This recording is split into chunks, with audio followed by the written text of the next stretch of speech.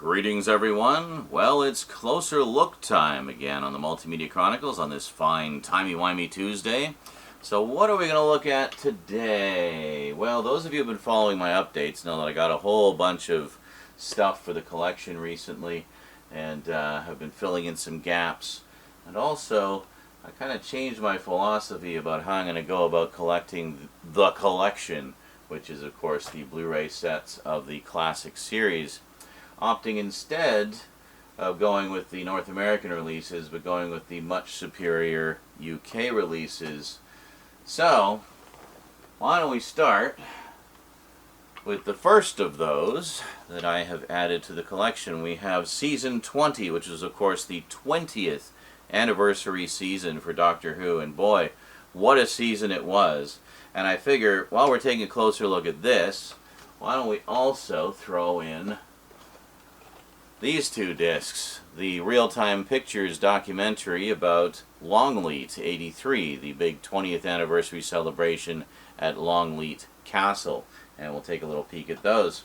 Alrighty, so the 20th anniversary of Doctor Who, UK style, on a closer look today on the Multimedia Chronicles.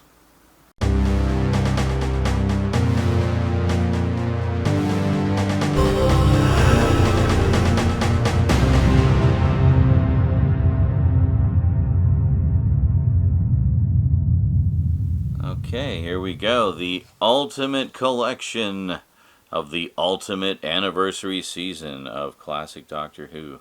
Season 20. Look at that. Just beautiful. So if we flip this around here, you can see all the contents on the back there. Now the contents are only listed on the J card.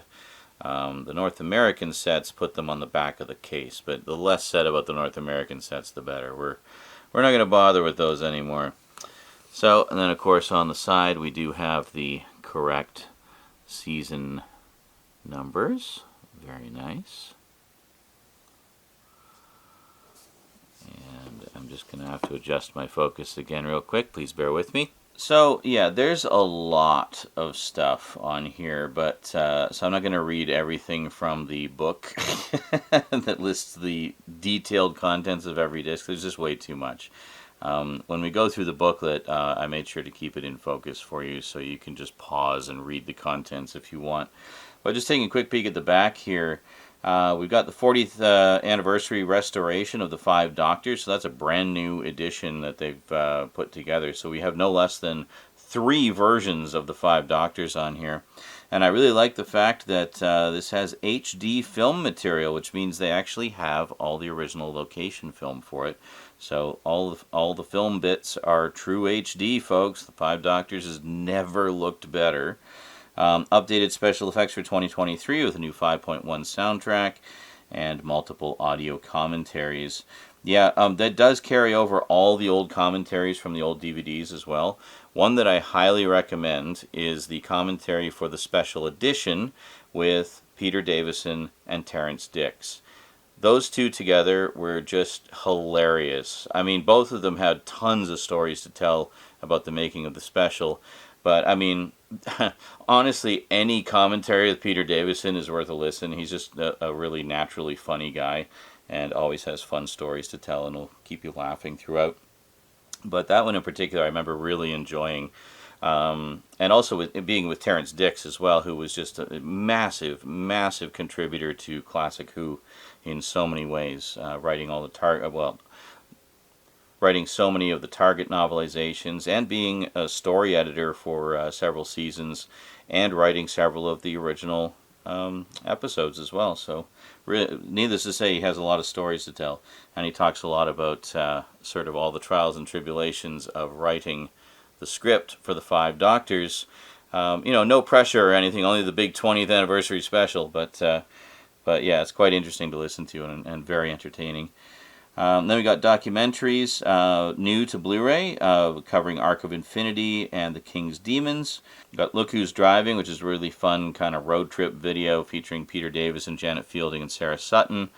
More featurettes, including a brand new interview with Martin Clunes. And in conversation, we got Matthew Sweet doing an up-close and personal chat with Janet Fielding and Sarah Sutton. Very cool. Those ones are always interesting, and tend to be quite lengthy as well. So, very meaty, in-depth interviews, kind of along the lines of what you get with the real-time pictures stuff. But yeah, definitely some good extras there. And then we've got tons of stuff that's been carried over from the original DVDs as well, which, as I'm sure most of you know, were already pretty loaded to begin with. So yeah, it's just crazy how much stuff they cram into these sets, and I couldn't be happier. Oh, and I should have shown you the bottom as well. We'll just flip that around.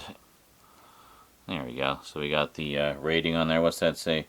Suitable only for persons of 12 years and over. Ha! I started watching it when I was 9, so there. Not to be supplied to any person below that age. Wow. Harsh. Alright, so we'll just flip this back around. And there we go. So it also, I'm not going to fiddle with the focus for this and just give you the idea. It also gives you the, sorry, let's go this way so you can actually read it. Gives you the same on the other side. So, but most importantly, correct season numbers, something the North American sets do not have. So let's just slide it out of the J card here. And we'll take a look inside. So very nice. I tend to leave these on, same with the steel books that I get, because the, it protects it from scuffing on the shelf, right? So let's see what we got here. So there we go, nice clean artwork. And then if we open it up, look at that, just beautiful. So we'll take a look at the pocket on the side here first. And I'll show you all of the artwork that you get here. So you get this lovely shot here of the Doctors 2, 3, 4, and 5 from the 5 Doctors. Very nice. And then we just have this little catch here that opens up. We got another shot there of the Doctor with the TARDIS team. Very nice. And we open this up even more, and then we get our booklet and everything else. So we have this book, which we'll take a closer look at in a moment. We got another little booklet here that's just all kinds of Doctor Who merchandise. We'll take a look at that in a moment too. But meanwhile, first off, look at that. We have the TARDIS console room from season 20. Now this was kind of significant, of course, because it was the first time that the TARDIS console had been updated in a very long time. I think up to this point, they'd basically just been kind of retrofitting the original console for years, and then this time around they gave it a full overhaul, made it a little bit more 80s. Lots of big chunky buttons and digital readouts and displays and computer graphics and stuff. It was pretty neat. So we'll just fold this back up here for the moment, because we want to look at all the booklets and inserts and such. But before we do that, let's take a look at the individual disc art for each story. So essentially we have a booklet type, or plastic trays in the form of a book. So first off we have Arc of Infinity, which of course brought Omega back. Appropriate, because he was the big villain in the 10th anniversary story, The 3 Doctors, 10 years prior. Let me just see how we can open this. It's a little awkward to get into. There we go. And then we have Snake Dance, which of course was the sequel to Kinda from the previous season. So Tegan once again under the influence of the Mara. And then we have the first of the Black Guardian trilogy, Modern Undead. And then, how do we get this here? And then we have the second part of the Black Guardian trilogy, Terminus. And then the absolutely outstanding conclusion of the trilogy, Enlightenment, which is wonderful. Basically, space pirates in space, but like actual, like pirates in like a galleon in space. And just there we go. So here we have the King's Demons, which of course introduced us to Chameleon, a sadly underused companion. He was an actual robot that you had to program in order to use. And the original creator passed away shortly after that story, and nobody knew how to program it. And then, of course, we have the 5 Doctors. So this is the TV version, or I guess TX version, as they've called it for some reason. And then here we have the 40th anniversary version. That's the new edition that they put together for this collection specifically. And then, one complaint about these is how awkward it is to get into the pages.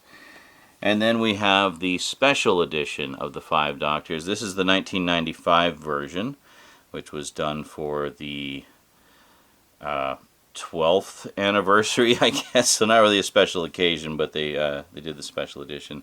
It's kind of a big deal because for a long time the home video versions that were available were edited. I know in the UK they did get the unabridged version on VHS, but we never got that one over here. So for a long time we just did not have the broadcast version on video here until it was made available on one of the DVD collections many moons later. So let's put all this away for the moment, and we'll bring out the booklets.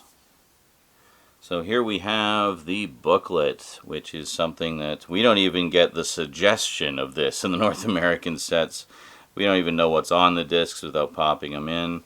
So take a look at that. I mean, that is wonderful. So we got all kinds of essays about the show and about the making of the stories and stuff like that. Get the contents of every disc. Get photos. I mean, look at that. This is beautiful.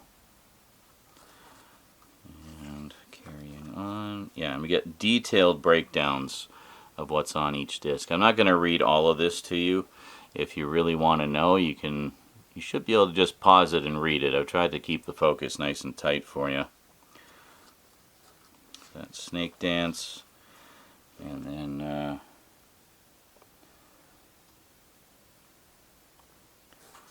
some more stuff about the making of it. And then we get into Modern Undead, which also nice little anniversary nod, featured the return of the Brigadier. 2 different versions of the Brigadier from 2 different time periods. So pretty neat. And introduction of Turlo. Fans seem kind of mixed on his story arc. I mean, for the most part, his story arc plays out over the course of the Black Guardian trilogy, and then he was just kind of a straight-up companion after that. But then the rest of his story arc was about finding out where he came from, finding his people and such, and that was something that they explored more in season 21. But yeah, apparently it was part of an effort to make the companions more interesting. So you had, Tegan, who was very headstrong. You had Sarah Sutton, yes, who played Nyssa. And Nyssa was, of course, very smart and had a very scientific mind. So did Adric. But and then Turlo came along, who was just like a bad guy. You know, he wanted to kill the Doctor and was under the influence of the Black Guardian and all that fun stuff. So yeah, it was just kind of, they were just trying to give a little bit more depth to the companions instead of just having them say, "What is it, Doctor? What's that, Doctor? Save me, Doctor." You know. So how successful they were with that, well, that's up to you to decide.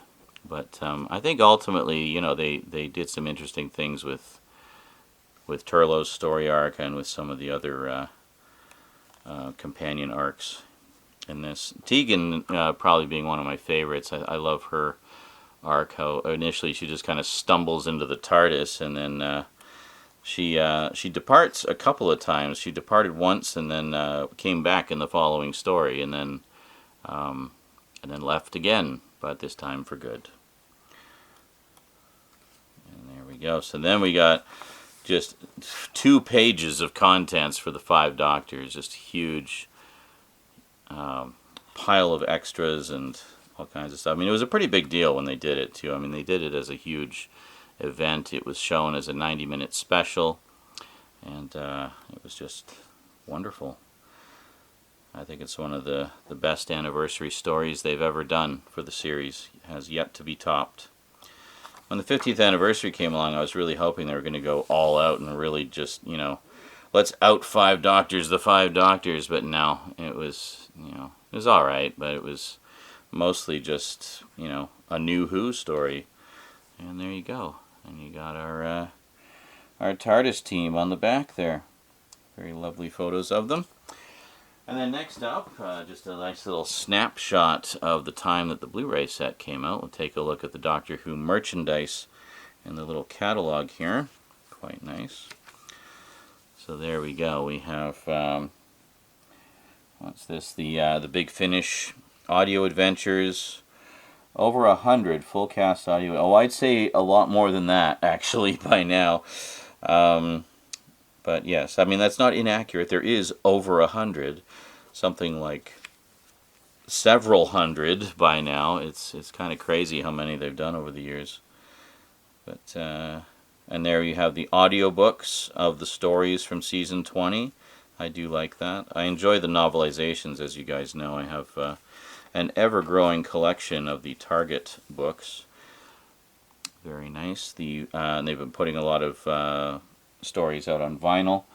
Sometimes these ones are the Nest Cottage Chronicles starring Tom Baker.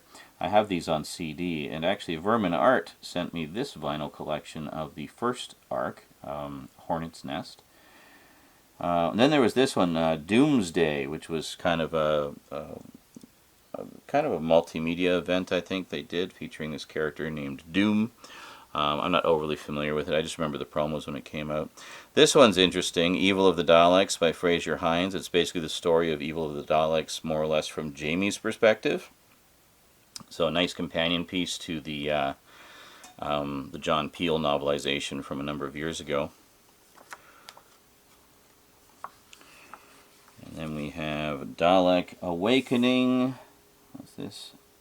An Escape Hunt original game. So it's some kind of game. I don't even know what half of these things are. But then another, is this a book? Yeah, a book of short stories. And there we go. Good old Doctor Who magazine, which really kept a lot of us Whovians sane during the wilderness years, because they kept going right through that 17 years that the show was off the air, you know, so it was great. And then there we go. The old Doctor Who diamond logo brought back for the 60th anniversary, and they're still using it at the time of this recording. Great stuff. So let me just quickly put all these back in the box here. And I have 2 more little bonus items for you. There we go. So just open this up, get back into the TARDIS console room here. And we put our merch catalog in there and our guide to season 20. Very nice. And I don't recall if I showed you the back. So this is the artwork that's actually on the back of the box behind the J card. So we got this wonderfully menacing picture of the Black Guardian bringing the TARDIS into his clutches. Yes, and we see one of the ships from Enlightenment there. And yeah, great stuff. Beautiful artwork. So, I'll just slide that back into the J card. Gotta protect the bottom of that case. So there we go. That is Doctor Who, The Collection, Season 20. But we're not quite done yet. I have a couple of bonus items for you, as I think I mentioned before. Not a lot to cover with this one, but I think you'll find it interesting. So what we have here is a documentary that Real Time Pictures put together, covering Longleat 83, which was, of course, the big 20th anniversary celebration that coincided around the time of the 5 Doctors, celebrating 20 years of Doctor Who. So it had stars and props and monsters and all kinds of stuff. Just an amazing exhibition of all things Who. And it took place at Longleat Castle, which is quite a beautiful location. So, if you look on the back here, they talk a little bit about it. Yeah, the BBC expected 10,000 people a day. They got 30,000. Yeah, people flew in from literally everywhere in the world to come to this thing because it was the biggest Doctor Who event there had ever been at that time. Not to mention the fact it was an official BBC sponsored event, so they dug into the vaults to pull out all kinds of cool, as I say, like props and paraphernalia and things like that. They even showed some episodes that had not been aired in a very long time. This was before they kind of started to bring out the old episodes in repeats and home video. So for a lot of people, it was the first time they'd been able to see them. So anyway, this is about an hour-long documentary. I know that it says it's 160 minutes. No, it's actually about 60 minutes. I was a little disappointed when I discovered that. I was like, well, where's all the rest of the extras? It's like, well, there isn't any. That's it. It's just the special, and that's it. But do not despair, because they did a follow-up. Yeah, so this is Longleat 83, the lost footage. This one actually is over 2 hours of material. I think it's about 130 minutes or so. And gives you all kinds of additional stuff from the Longleat celebration. So between the two of them, yeah, 130 minutes. So between the two of them, you've got a pretty robust look at that celebration. There's like clips from panels, and you can see like just how big the crowds were and everything. And they interview a lot of people who were there. And yeah, it's great stuff.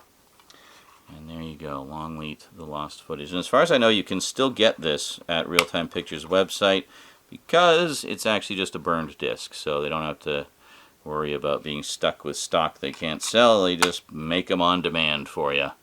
And there you go. Highly recommended. I mean, just generally, I recommend the Real Time Pictures stuff. I'll be talking about them quite a bit in other updates and closer looks. And there you go. And there's the spines. Haha, you thought I was going to forget to focus, didn't you? Yeah. Well, I didn't. And why not? We'll just do one more shot here with both of them side by side. Yeah, the real-time picture stuff is fantastic. It's an absolute gold mine of behind-the-scenes stuff and documentaries about conventions. They've got a great series of, I don't know, 5 or 6 DVDs covering the Panopticon conventions, which are like some of the bigger Doctor Who conventions that ran back in the 90s. And they got a whole series of DVDs about them. I really need to pick those up at some point.